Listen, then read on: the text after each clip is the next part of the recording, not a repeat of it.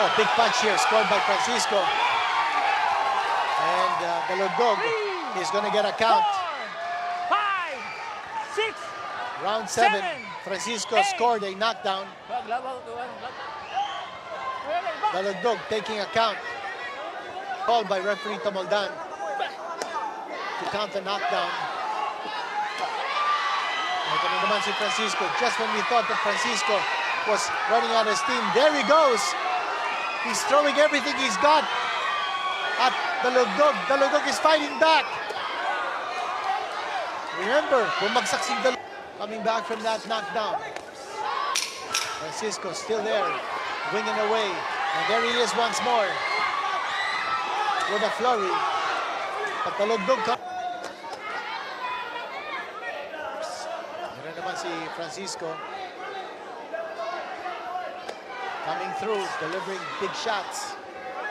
Francisco doing well to fight off the ropes.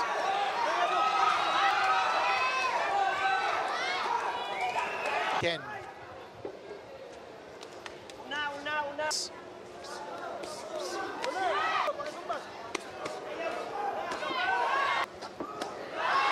Oh, that's a knockdown. I think this guy is so exhausted. And we notice hindi na siya bumabato. 6, 7, 8. And he wants to go up. Kasa. At sabi niya, okay pa. Okay pa siya. And look at him. He's got his fighting stance back. But Francisco's teeing off. I don't think Balugdog has enough gas in his tank.